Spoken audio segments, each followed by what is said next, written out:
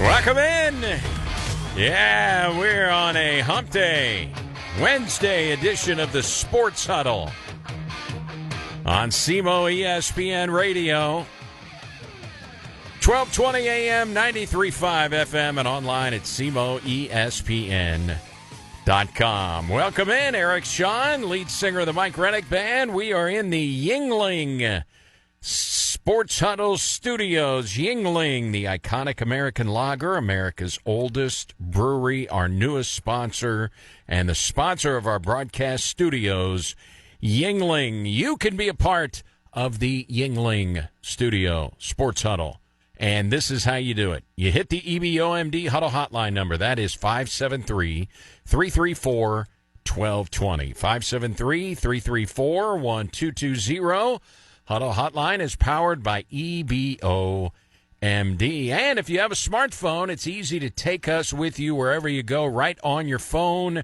Just download our free app. Doesn't cost you a thing. You can go to your app store, search for SEMO ESPN. It's got the Listen Live link, links to our contests and promotions, the latest breaking news, the latest radar weather forecast, and a link to our podcast page. It is free. It's the SEMO ESPN app. Michael Reddick in the house. I don't know, shot in the dark. I don't have any previous knowledge of what your schedule is today. Lions Club meeting today? Yes, that is. Lions Wednesday. Man, how did I come up with that? I don't know. I'm wearing my shirt. Oh, Lions Club polo that you're wearing. Maybe that'll do it. I think that was an indication for me there. I got to thank you, Eric. Yeah. You know, I walk in, and you have a nice bottle of Prairie Farms chocolate milk waiting for me. Man. You really know how to make a guy's day. I mean, that was spectacular. It's Prairie Farms chocolate milk. It just doesn't get much better. And so prior to the show, I put it in the freezer for a little while, but I set my timer on my phone. I don't want to forget about it, that it's in the freezer too long. So I set my timer, and I think that's enough time to get it right on the verge. Went upstairs, put it in the fridge, and then I knew it'd be nice and cold for you when you came in. It was fabulous. I mean, the one thing better is the Yuengling flight. There you go. There you go. Too early for that, but put that on the schedule for a little later. There you go. Maybe, thank you very much, though. Yeah, I don't know. They're probably not passing out Yuengling at the Lions Club meeting. No, all right? No. But if they did, thered be some takers, I'm sure. I'm sure there would be. Yeah. All right, a lot to get to. Obviously, we've got plenty of Cardinal baseball.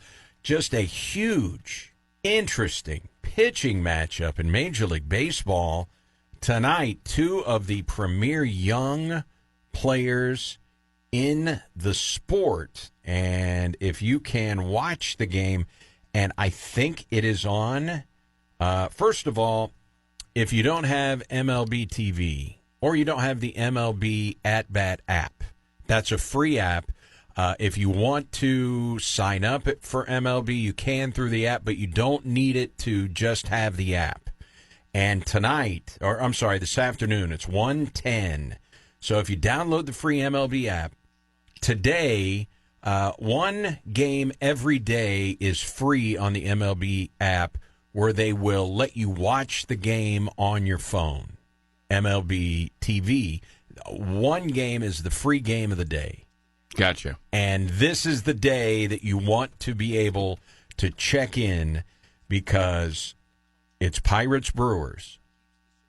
It's Paul Skeens versus the flame-throwing rookie Jacob Misiorowski, who no-hit the Cardinals for 5 innings the other night. And then he had, 6 innings.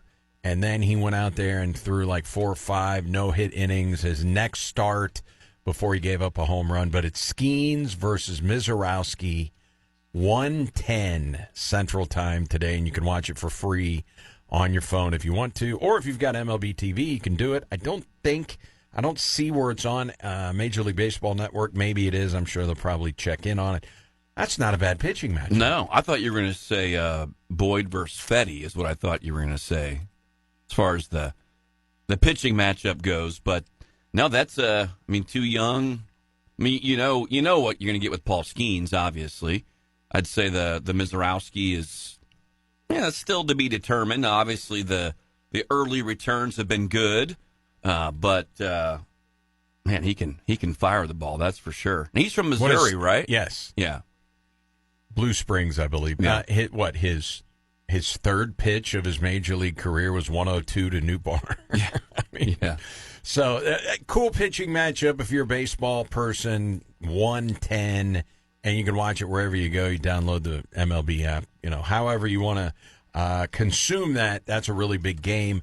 We will get into the pitching matchup between Eric Fetty and Matthew Boyd, and I've got some interesting numbers. Almost no one on the Cardinals has done anything in their career against Boyd, but there is one guy. We'll talk about that. We'll get the Jordan Kyrou trade rumor going. How exciting was that game last night with the Cubs? Because Mason Wynn, after the game, here's Mason Wynn's quote, "If you don't like watching that game as a fan, you just don't like baseball. That's probably one of my favorite games of the year, if not my favorite. To get a win on top of that, it was just sick. Sick day." Oh, by the way, Wynn homered and drove in 4. Yeah, that helps. And obviously, I know we'll talk about his either his heads-up play or Pete Crow Armstrong's head-down play. That was the winning run, I guess, that Mason Wynn scored on that tag up from second base. But yeah, that was a. You're going to have to explain it because I'll play the clip. Right. Well, but yeah. If you want to explain it. No, it was an exciting game. It had a lot of everything, I guess you could say. You had decent pitching. I mean, you couldn't say great pitching, but decent pitching. But you had offense. You had the home runs. Just some outstanding defense. I mean, post game, Ricky Horton was being interviewed, and he was part of the post game and on the TV side talking about what would you pick, and he went defense. That play that Arenado made to end the game last night, I mean, that is it's not even fair I don't to know say how many guys make that to play. say it's a major league play is cliche, but I mean, golly, I mean, not just the play itself, but it's you have the tying run's going to score, winning run potentially moving to third, last out of the game, short hop, he bare hands it, runner bearing down on him from second. And all in one motion, bare hands it, fires the first, game-ending play. I mean, just phenomenal. And you had, you had great defense in the outfield as well. With that net is becoming a friend of the Cardinals. Right in right field yesterday, I guess it was, flying into the net, catching balls. It was just a crazy game, but it was fun. Alec Burleson going into the net to make a catch, and then it took him a second to get out of the net because the net tangled on the button on his jersey. He had to untangle the button. Yeah. And at first you didn't know if he caught it, and then you found out that he did catch it, and, man, that was a fun game. Really was. I think, McGreevy did okay. He was all right. He was okay. I mean, one bad inning, all his runs that he gave up, 5 runs in the third, and they went and got him in the 5th. Yeah. I think Ollie got him at the right time. Yeah, did okay. That inning started with just a couple, kind of cheapy hits, and then he walked a batter, and then that's usually grounds for a tough inning, and that's what happened. But if you're wanting to be able to give your pitching staff a rest and sneak out a win, he was able to, be that extra starter for them and make it happen. Now, remind me, I think, weren't they talking to Liberatore in the dugout when that inning started because the 2 cheap flare hits? Boy, I don't were recall. talking to Liberatore. I can't remember if that was the same inning. I think it was. I think it was. And then they end up, Cubs get 5 runs. So what turned out to be one of the big key plays involved Mason Wynn, who thought the game was sick. Yeah. It is 7-5 Cardinals, and they're in the bottom of the 4th inning.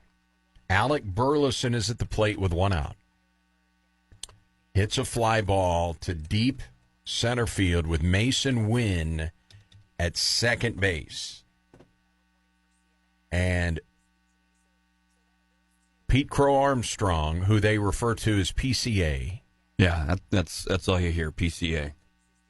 I would throw out there after this particular play, PCA should stand for pay closer attention to how many outs there are in an inning.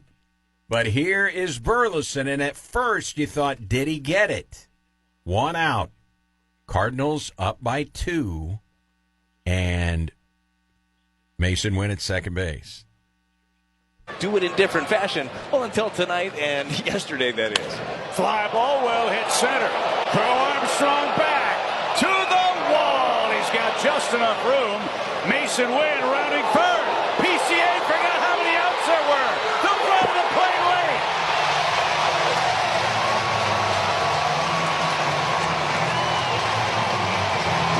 Wow. Pete Crow Armstrong thought there was 3, and Mason Wynn hustled all the way. Pay closer attention, Pete. He went to the warning track, a step in front of the wall, hauled it in, then turned and looked up near the crowd, and then just started walking, and then realized that, oh my gosh, that was only out number 2, and Mason Wynn was trucking. He threw it in, they threw home. It was late. That was a winning run. That was a winning run, yeah. And it wasn't really even I saw an angle from behind home plate, I guess.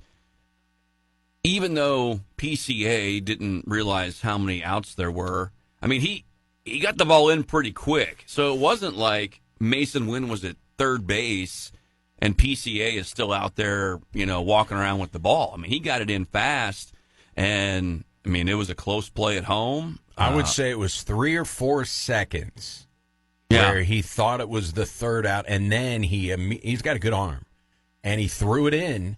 But that just shows you how fast Mason Wynn, those 3 or 4 seconds, man. He was on his way to third and was close to third and rounding, and they couldn't get him. Yeah.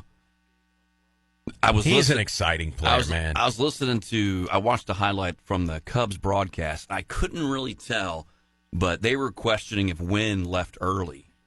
Again, it's a challengeable play. They could have challenged. Right. Again, it was that angle from behind home plate, so you can't really tell exactly when Pete Crow Armstrong secures the ball. But regardless, just a exciting hustle play. And if Wynn on that play left early, then it's a mistake by Wynn. Because here's the thing.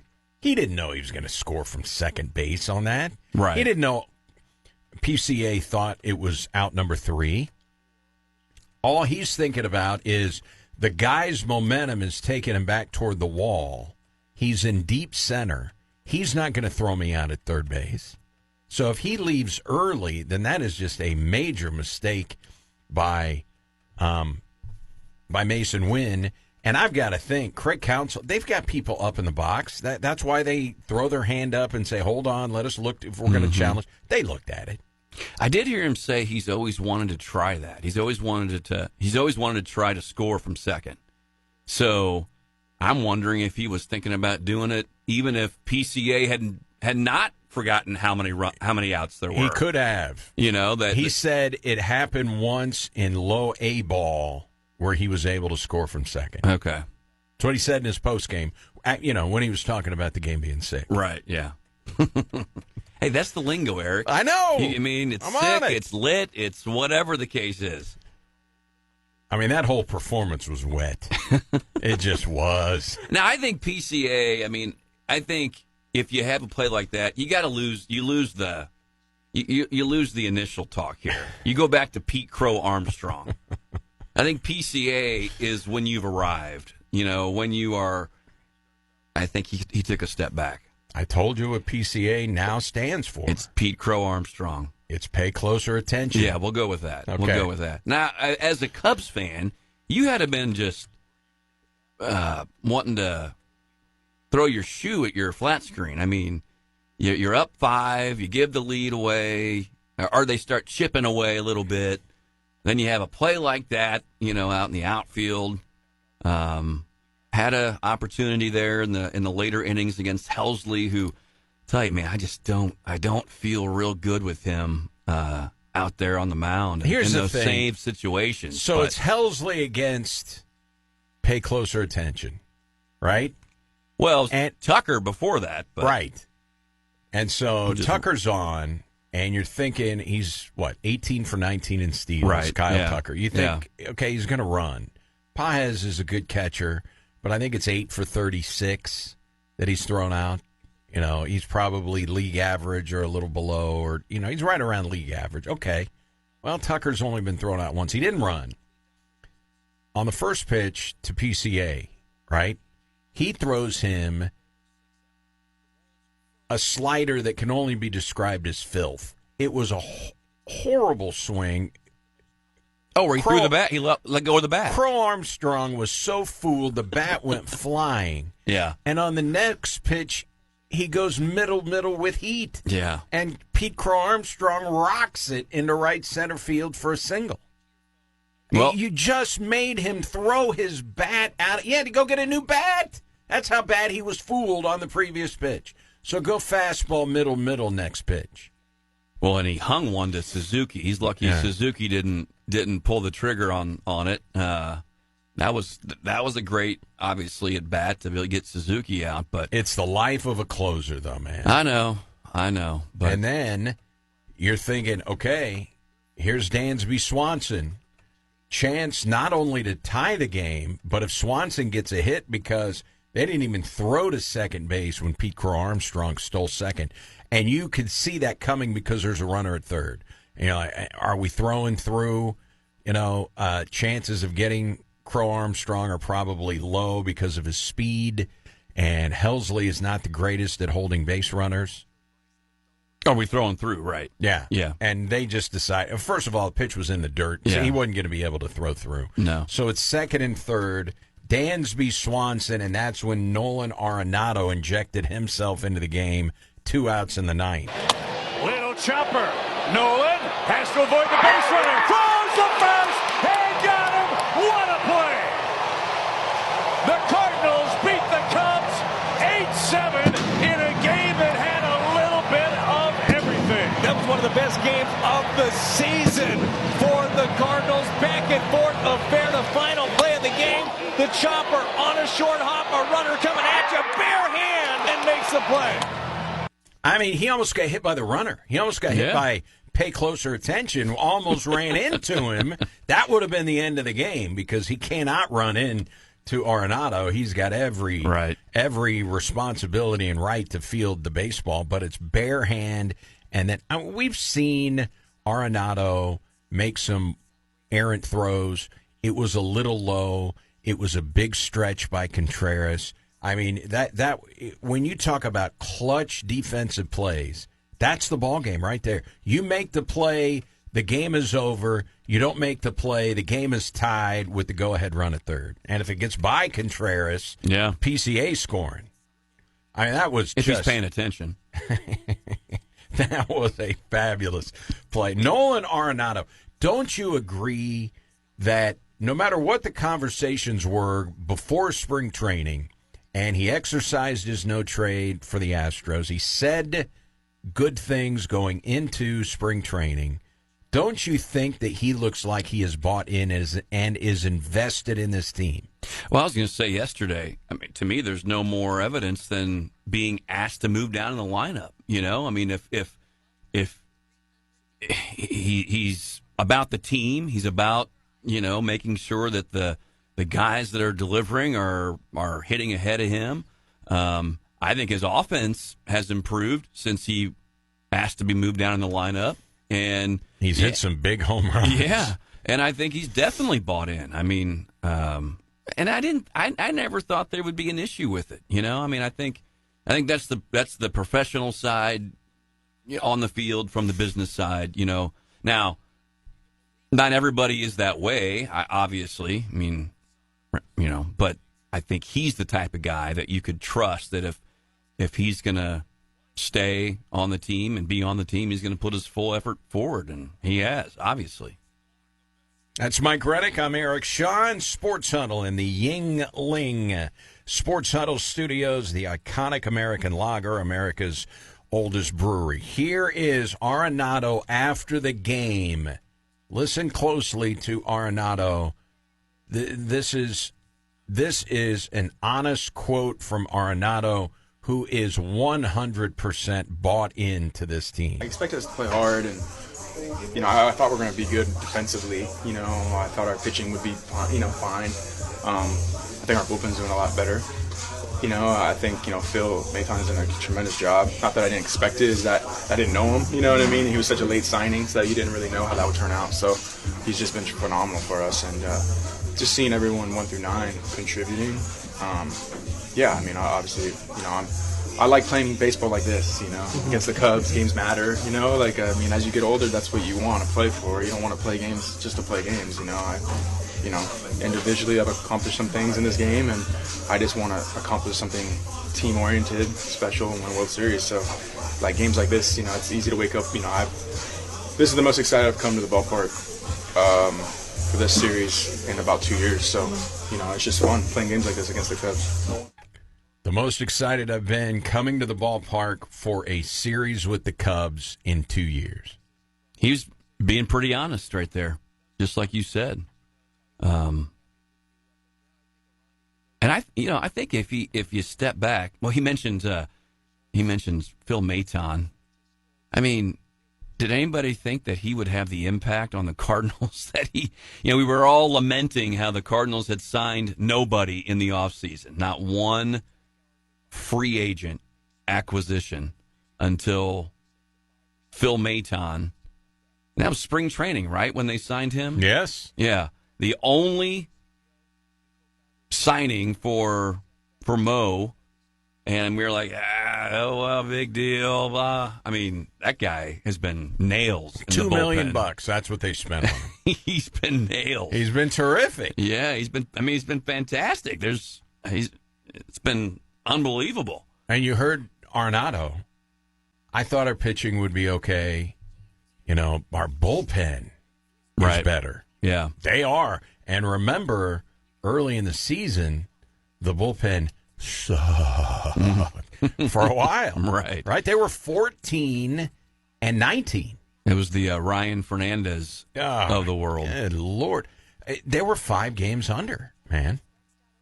I know this is really... So today's game is the halfway mark. This is the, 81st game of the season, I believe, for the Cardinals. And it's the 81st day of the season. When you look at Major League Baseball, Arenado kind of slipped in there. I've accomplished all the individual goals. I want these team goals to start ticking off, and he said World Series. Do you see anybody really pulling away from the pack in Major League Baseball at this point in time? Halfway through, and I know some records are better than others, but we talk about the Dodgers. Would you say they've used 14 or so starting 17. Now that Ohtani's back, he has started 2 games. He was the opener, 1 inning stints. 17 starting pitchers for the Dodgers. Okay, and we see how the Cardinals matched up against the Dodgers. Not trying to say that they are the Dodgers by any means. Did well against the Phillies, the Mets, all these teams that you think about. Diamondbacks. I don't see, a team right now that's just pulling away from the pack. So is it crazy talk to think that the Cardinals could be in that mix? I think it kind of goes like the saying goes, get into the tournament, get into the playoffs and see what happens. And right now, I mean, they're making a push just as much as anybody else is and look just as kind of deep and complete as any other team out there. 8 of 10 they have won. 8 of their last 10. And if you are going to the ballpark tonight, 6:45. Mike, do you know who is throwing out the first pitch at Busch Stadium tonight? Tonight. Oh, boy. I don't. Well, let's check in with former SEMO football assistant coach, Super Bowl champion, John Gruden. Let's check in with Gruden. You know, a while back I was in St. Louis and the Cardinals were 14-19. So I got my rally necklace. I put it on my neck, and guess what? The Cardinals won 9 straight games. And now they're 43-36. 3.5 games out of first, and the Cubs are in town. And the first 20,000 fans, they get their own rally necklace. And we're going to put it on the Cubs, and we're going to close in on first place. So tomorrow night, I get to throw out the first pitch, and the first 20,000 fans, they get their own rally necklace. Be there Wednesday night. If you're sitting behind home plate, have your head on a swivel, because I could throw a rocket that's a little off target. Love you guys. Can't wait to see you. Go Cardinals. Nolan Arenado, Lars Nootbaar, Brendan Donovan. I love our 4-6-3 combination. Mason Wynn, Nolan Gorman. We got Contreras. He's hot. And we got Sonny Gray. Let's freaking go. Can't wait to see you. Go Cardinals. I love Busch Stadium. And there's nothing like a ball game in St. Louis. It seemed like he was wrapping up the video like 3 different times. Yeah. But there you go. Man, You are not going to hear that Gruden sound on any ESPN radio show today. You got it here on the Huddle in the Yingling studios. So Gruden, I mean, he needs to become like what? The Battlehawks coach. Or maybe he's secretly knows that an NFL team is going to land in St. Louis, and he'll be named the head coach of an expansion team. I love it. I mean, he gets you fired up as a fan. That's for certain. I haven't really heard him say much since the Blues playoff run, but I don't follow him or whatever the case is, to hear it. But I like that. That was good.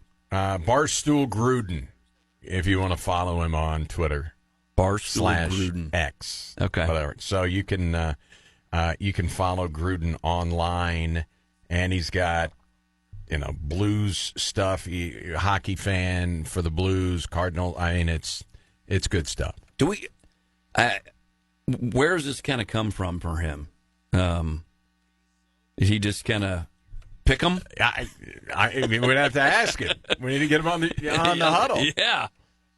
Find out. I mean, we're efforting. He was a SEMO assistant. Right. That was his first coaching job. Right. He was here for 1 year, and I've heard him tell the story. He was so poor that he would about all he ate was cereal, but he would eat cereal in his office, sleep in his office at SEMO. So I'm guessing his office was at Rosengarten. There aren't offices at Hauk. Yeah. Rosengarten's a little different now. So is Hauk. I don't know that he'd recognize. We got to get. They bring back Cedric the Entertainer. We got to get Gruden for a football game. That'd be spectacular, wouldn't it? It would be. And if he brings out the game ball before the coin toss and all that good stuff for a football game. Now, maybe we're hosting SIU. He could parachute in. That'd be kind of his style. But he likes the Blues, and we've got an update from dailyfaceoff.com, and it's Frank Cervalli puts this out this morning, Mike. We'll get back to the Cardinals. And did the roster move they made yesterday, is that the thing that is going to send the Cardinals propelling to the playoffs? We'll talk about it. Why are you laughing? Do you know what the move was? We'll get to that. Okay. So here is the latest from Cervalli. Jordan Kyrou, who's 27, it was 36 goals, 34 assists, 70 points last year. He has 6 years left on the deal at $8.125 per year. And here is Cervalli's scoop. Kyrou joins the board, and he's talking about players that could be moved here. joins the board as a player just days away from his full no-trade clause kicking in on July 1st. He's been a very productive player, averaging 35 goals, 71 points over the last 3 seasons. So why would the Blues move him? That's a big commitment remaining. Plus, the calculus that rival teams have made is that GM Doug Armstrong will see rookie Jimmy Snuggerud as a player who can effectively soon replace Kyrou. The Blues are a middling team that are not young, and this may be one way to continue to turn over the roster. There's no definitive reporting there, but that is the latest from Daily Face-Off and Frank Cervalli. Well, as you were kind of reading some of his stats, and I thought last year he had a different type of year. A little more. The issue with him is that he's defensively terrible. He's a liability on the ice. In the defensive zone. Yeah, he can score. I think you saw some improvement with him in that last year. A little more of a little more two-way player type stuff going on. I think it'd be a bad move to trade him. He's not that old. I mean, did I hear him say that their team is not young? Is that what I heard Yes. The quote say? Yes. Boy, Now he's 27. That's young. That's young. I mean He and Robert Thomas. I think their defensive core could potentially be seen as older.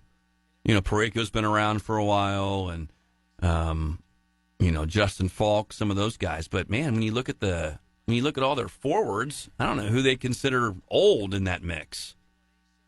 But so July 1, his contract, his full no trade, would kick in a full no trade clause.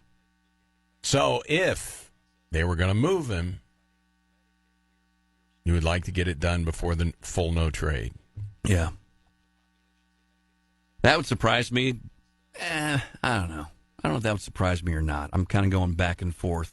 It sounds to me like it's something you really didn't think about, and the more that you're thinking about it now from what Cervalli is saying, that you're like, okay, well, maybe it would surprise. Well, maybe it wouldn't surprise me. Yeah. I mean, I guess it all goes to how the Blues evaluate their current roster, and do we think we're in a position to be able to make a run in the playoffs again, or are we still in the mode of rebuilding and trying to position ourselves for, the future?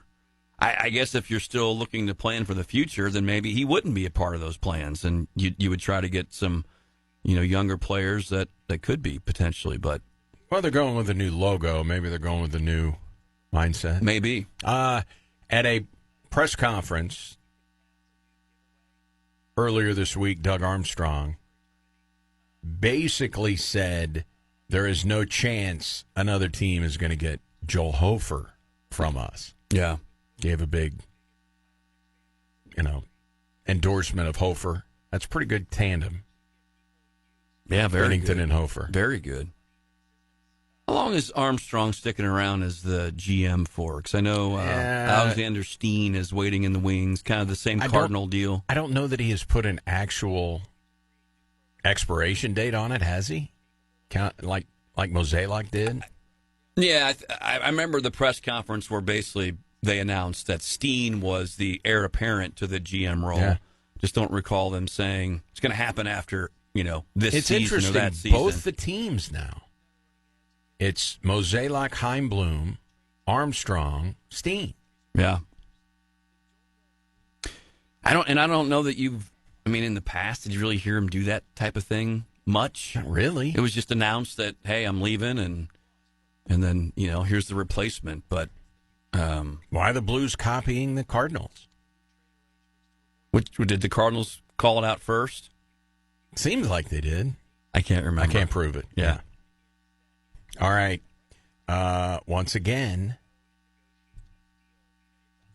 my guy last night, again. 2-1 pitch. Swing, high fly ball, right center. That one's going a long way. We are tied.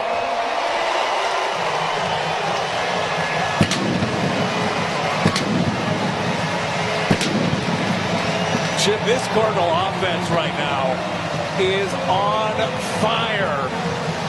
Home run balls left and right. Another one back to there. That was Nolan Gorman, and he is now in sole possession of the third most home runs in Cardinals history for second baseman. You said sole possession? Sole possession of third place, most home runs in Cardinal history for second baseman. Obviously, Rogers Hornsby is number one, 193. Who could hit the ball further? Oh, I don't.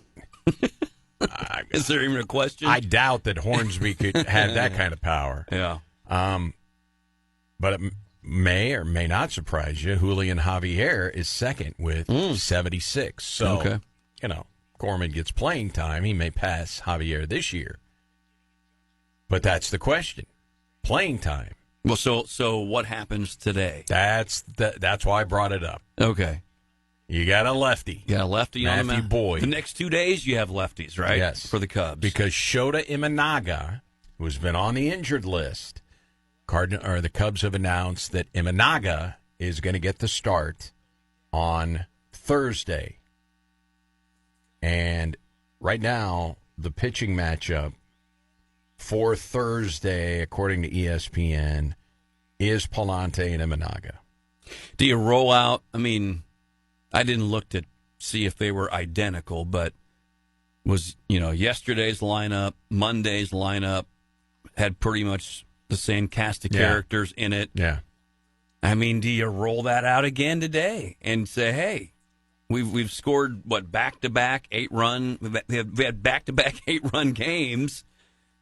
What's Ollie's track record? No, he won't roll it out. Nolan Gorman. He'll sit. Against a lefty. He'll be sitting. In favor of... He's homered in back-to-back games. Are you sitting Burleson too? Well, how many righties do you have on the bench? You got, Pozo on the bench? You've got Barrera. Is he still on the bench, or is he part of your big acquisition? That's the move. He's out. Oh, he's gone. He's gone. Oh, he's Jose gone. Barrero, DFA. DFA. He's out. They have brought in Garrett Hampson.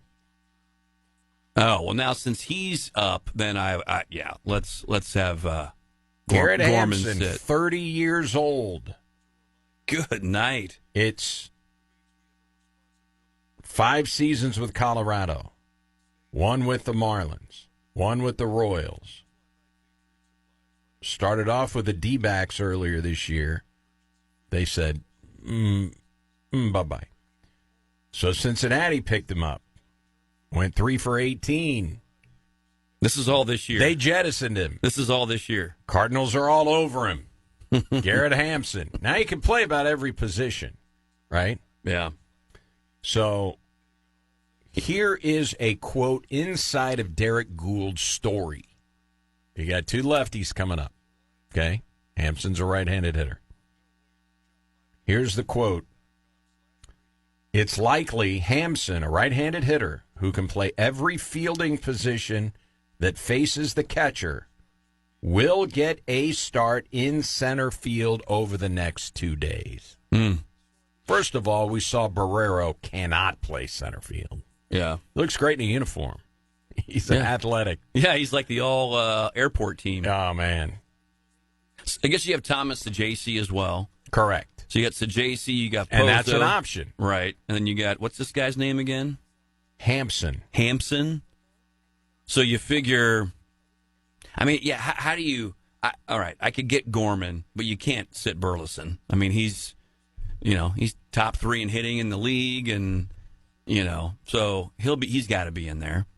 I think you're going to find Sajaci in as DH, and Gorman sits, and the rest of the lineup stays the same. Okay, that's what Mike thinks. We will get into it.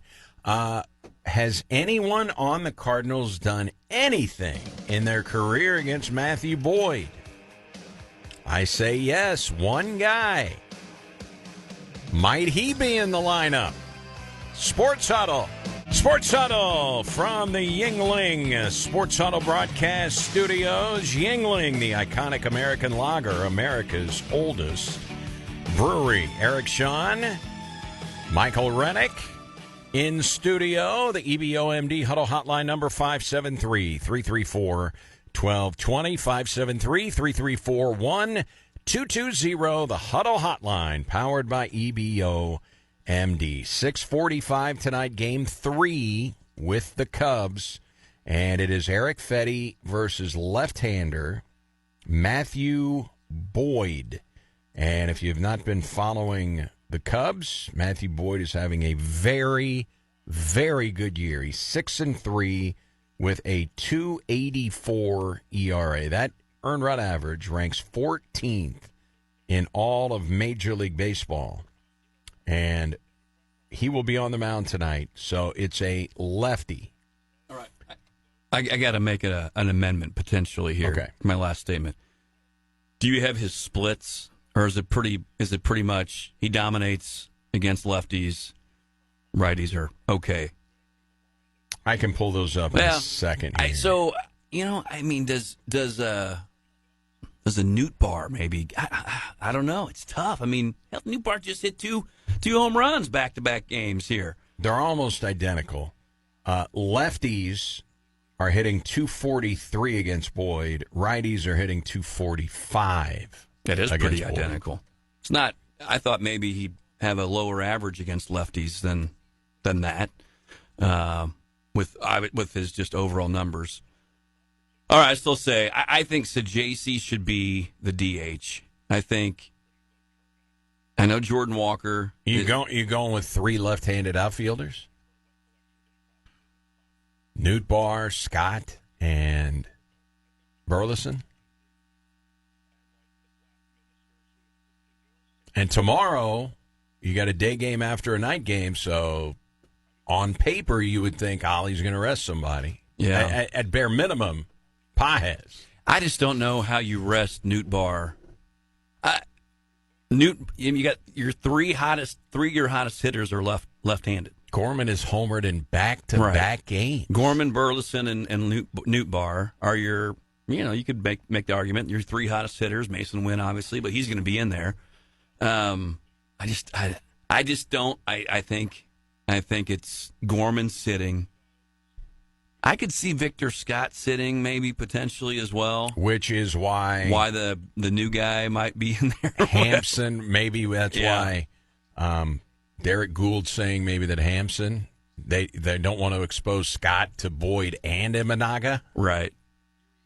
The current roster, current Cardinals, and this includes the great new addition of Garrett Hampson.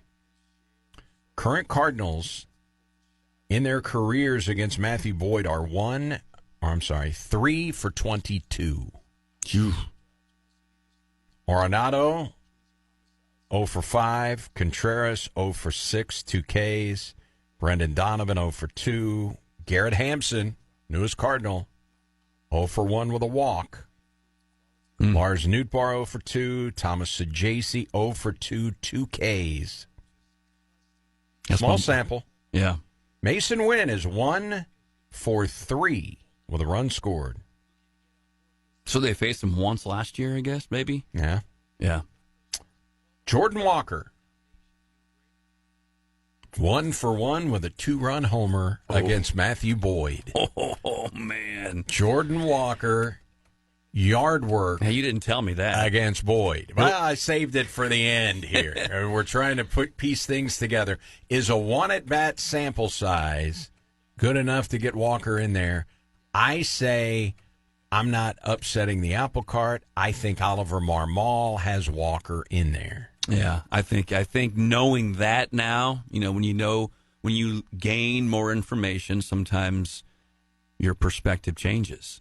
I think Walker and that one at bat changes your. And then Sajaci struck out twice. Yeah, 0 for 2. So I think, and you're going to probably potentially be in a slugfest with the Cubs. So if you're going to pull power with Gorman out, you may want to put some more potential power with Walker in the lineup. Jordan Walker. I've changed my mind. I really don't want to, but I've changed my mind. I think he'll be in at the DH position. Okay. So you don't think they're playing him in the outfield? No, because the only place they'd probably play, Victor Scott in center, he's not going to play center field. Walker isn't. So you're going to put Walker in right, move Nootbaar to center, and slide Burleson over to left? He's played left field. Yeah. Or I mean, if you want to get, or what about the new guy? Can he play center field? Sampson, yes. That's what Derek Gould said. He thinks Sampson is going to get a start in center field over these next two games. So, okay. Sampson in for Scott, center field, Walker DH for Gorman. Everybody else, stand pat. Okay. And I won't be here tomorrow to be able to say that I was wrong. Correct. So that's a good thing. So I think it is going to be fun to see just exactly what the Cardinals are going to do. Katie Woo was on the Foul Territory podcast yesterday, and runway has been the word. Okay, all the young guys getting runway. Well, all of a sudden, Cardinals were 7 games out 8 days ago. Now they're 2.5 back. Brewers did win yesterday. Mm-hmm. We'll see if Skeens can get any run support against Mizorowski. Probably not. He never gets run support, Paul Skeens. Here's Katie Woo on Foul Territory yesterday. What is the Cardinals' thought process going forward now that they are contenders, but they also want to give the young people runway? This is a super good question, and this is exactly where the organization is looking right now. All year long, we've talked about balancing runway and results, right? Well, what about extending runway to the players who have provided the results, like Burleson? You're seeing that a little bit more with Nolan Gorman, maybe not to the extent that the Cardinals wanted to, but Jordan Walker's on pace for about 400 at-bats this year. Same with Gorman, maybe a little less, around 350. 400 at-bats to me is a solid enough sample size to decide what this player is going forward. And what is going to be a really difficult decision for Ollie Marmol going forward is, does he continue extending runway to players who don't have the same production or stat line as players like Ivan Herrera when he's healthy and Alec Burleson? And unfortunately for Jordan Walker's case, he fits into that. So can the Cardinals continue seeing what they have in Jordan Walker and playing him those 600 at-bats?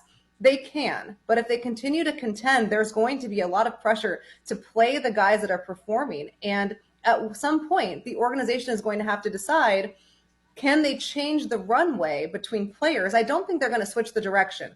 I still think the Cardinals should stick to what they planned for 2025 and pledge for the future, which is finding out what young players can help the team going forward. But maybe what changes is the players they're evaluating. So I'm not quite there on Jordan Walker yet. But I do think if the Cardinals keep up their winning ways, we'll see a focus to the players that are performing, regardless of who the organization pledged playing time for early in the year. Katie Woo.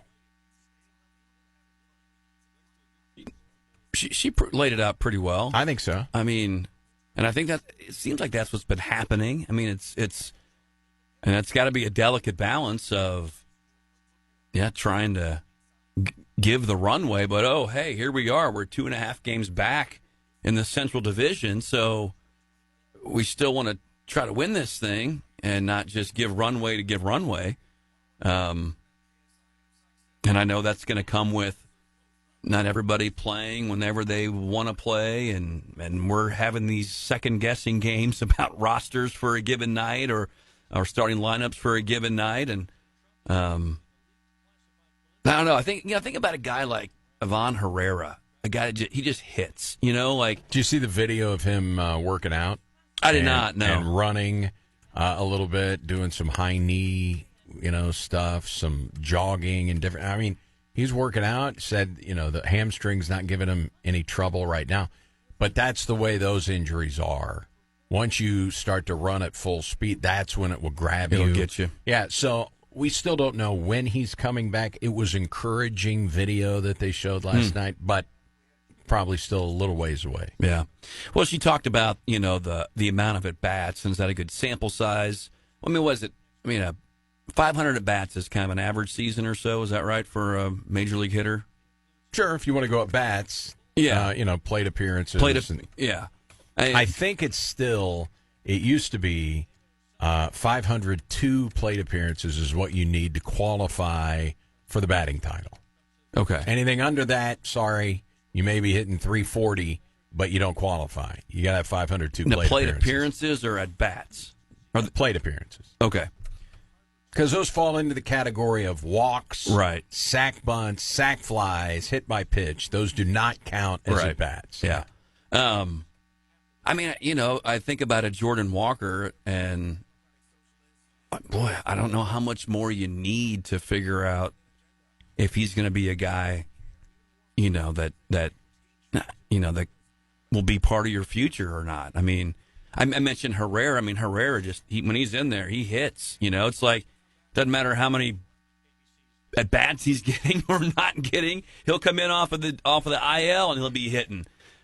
You don't see that with Jordan Walker right now. And I get it. Maybe it takes time to click. Maybe that's part of the whole process. But I think that right now they seem to be managing it as good as you can, especially with Arenado staying on the roster and I guess come the end of July, the trade deadline, maybe there'll be a different philosophy. If he's not around anymore, you got a lot of runway then to be able to give some of these guys. But I don't know, you're 2.5 games back, so you're kind of doing something right here. So before we get out of here, I had to give you this. The New York Mets have called up a reliever, and they are scuffling. Lost again last night. That's 10 of 11. They've got one of the best broadcast crews in the sport. And Gary Cohen, Keith Hernandez, Ron Darling, they are excellent. Mm-hmm. It's just a great broadcast team. So the Mets have called up a reliever. His name is Richard Lovelady, and he likes to go by Dickie. His friends call him Dickie. So it's Dickie Lovelady. The University of Missouri, when they hired Dickie Nutt as an assistant coach, has put the name David on his bio, referring to him as Dickie Nutt. It goes into the Hall of Fame of sports names, Dickie Nutt. Along with Simo didn't have a problem with it. Yeah, along with former Eastern Illinois linebacker Lucius Pusey. Real name. So the conversation was, how are we going to be referring to Lovelady? Is it Richard? Is it Dickie? Here's the Mets broadcast. Okay, so there was a controversy yesterday. Maybe controversy is too strong a word, but a misunderstanding. All of Richard Lovelady's friends call him Dickie. Okay. So when the Mets signed him and brought him to the big leagues yesterday, he consulted with the media relations staff, and they asked him, do you want to be known as Richard or Dickie? Fly ball out to center off the bat of Albies, and McNeil runs it down. And so he said, well, everybody calls me Dickie. Call me Dickie. And so the Mets put out a press release saying they'd signed Dickie Lovelady. Right. And then there was a response online about the idea of Dickie Lovelady coming to the Mets.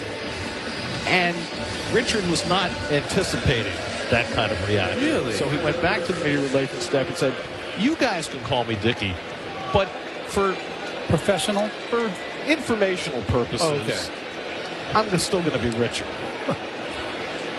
So when you come across him in the hallway, you can say, hi, Dickie. Okay. But for our purposes, it's Richard Lovelady. I'm going to play it safe. Call him Richard.